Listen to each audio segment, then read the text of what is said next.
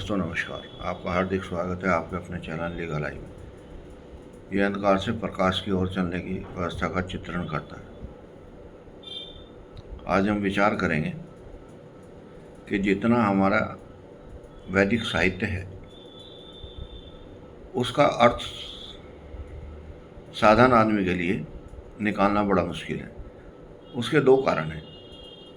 पहला कारण है भाषा का ज्ञान। हमको संस्कृत नहीं आती और कोई भी आदमी अपने बच्चों को संस्कृत पढ़ाना नहीं चाहता। उसको उन्होंने निरर्थक सब्जेक्ट समझ लिया। इसकी वजह से जो भाष्यकार हैं, जितनी उनको नॉलेज थी उतना उन्होंने उसका भाष्य कर दिया, चाहे वो सही है या गलत है परखने की शक्ति नहीं है।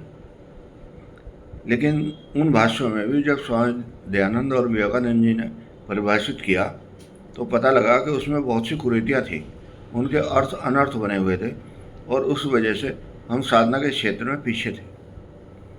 लेकिन उन्हीं ग्रंथों को जब दूसरे देशों में अध्ययन किया तो उन्होंने पहले संस्कृत का अध्ययन किया और उसके मूल रूप को समझने की कोशिश की और उसके बाद उन्होंने बहुत से अनुसंधान किए जो जन कल्याण के लिए आए। लेकिन हिंदुस्तान में थोड़ी सी व्यवस्था खराब होगी क्योंकि हमने अपने बच्चों को संस्कृत पढ़ानी बंद कर दी और वो उसके अर्थ को नहीं समझ पा रहे थे। अब ऐसी परिस्थिति में हम क्या करें? हमारी जो औसत आयु शुरू होती है अपनी सोच समझ को डेवलप करने की, वो होती है 17-18 साल के बाद, और उसके बाद उसके पास इतना समय नहीं है कि वो फिर से संस्कृत पढ़े, क्योंकि उसको जो कोर्स दिए गए हैं उनमें उसका कहीं स्कोप नहीं है। अब स्कोप ना होने की वजह से वो जॉब ओरिएंटेड पढ़ाई करता है जिसमें उसको अर्थ की व्यवस्था मिले, यानी कि उसको पैसा मिले, ये उसके दिमाग में, तो व्यक्तिगत डेवलपमेंट नहीं हो पाता। जैसे उसको साधन मिले, जैसी व्यवस्थाएं मिली, जैसा एनवायरनमेंट मिला, उस एनवायरनमेंट के थ्रू वो प्रयत्न करता रहता है, लेकिन वो व्यक्तिगत विकास ना होने की वजह से उसकी प्रोग्रेस बहुत धीमी है। अब हमारे पास एक तीसरा रास्ता भी बचता है कि हम अपने को बदलने के लिए कुछ प्रयत्न करें। जहाँ तक साइंस ने अध्ययन किया है उस अध्ययन पे हम विचार करें। हम जिस भी लाइन में हैं उसी लाइन के बारे में, उसके बारे में सोचें। जैसे आज मोबाइल की टेक्नोलॉजी का ज़माना है, लेकिन वो भी हैंग हो जाता है। जब वो हैंग होता है तो वैज्ञानिक लोग उसको बंद कर देते हैं, रीस्टार्ट करते हैं, तब उसका व्यक्तित्व फिर वापस आ जाता है लौट के। इसका मतलब क्या हुआ कि हमारे मस्तिष्क में भी कुछ ऐसी डिस्टर्बेंस आ जाती है जो हमारे पूरे व्यक्तित्व को डिस्टर्ब करती है।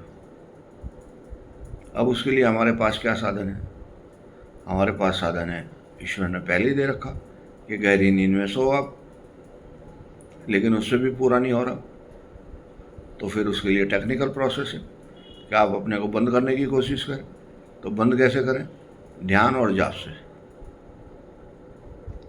जब आप जाप करेंगे तो उस विषय से आपका मन हट जाएगा जिस विषय में वो चिपका हुआ है, और जब आप ध्यान करेंगे तो आपको नया रास्ता दिखाई देगा। अब फिर वही स्थिति आ गई कि किसका ध्यान करें और किसका जाप करें। जो भी मंत्र आपको ठीक लगे उसी का गुणगान करें, और गुणगान करने के बाद अगर आपको आनंद की तृप्ति होती है तो समझे आप सही रास्ते पर जा रहे हैं। अगर आनंद नहीं आता तो समझे आप गलत रास्ते पर जा रहे हैं। और इसमें समय का ध्यान नहीं है, इसमें आपके मन में किस तरह के विचार आके कब आपको आनंद आ रहा है, ये विचार ज़्यादा इम्पोर्टेंट है। घंटे 2 घंटे बैठने से आनंद नहीं आएगा, क्षण भर में भी आपको आनंद आ सकता है, और ये क्षण मन के आनंद की ही प्राप्ति के लिए आपको प्रयत्न करना है। अपने को ईश्वर के भरोसे छोड़ दें और सुबह शाम 2 टाइम 5 मिनट से लेकर 10 मिनट तक, बहुत ज़्यादा ज़रूरत नहीं है, ध्यान जाप करें और सरेंडर कर दें ईश्वर के आगे कि जो तूने अस्तित्व दिया है प्रभु, उस अस्तित्व में अच्छा और अस्तित्व बन जाए, इसके लिए हम प्रयत्न करते हैं, आपसे प्रार्थना करते हैं कि आप हमें नया रास्ता दिखाएं। नमस्कार।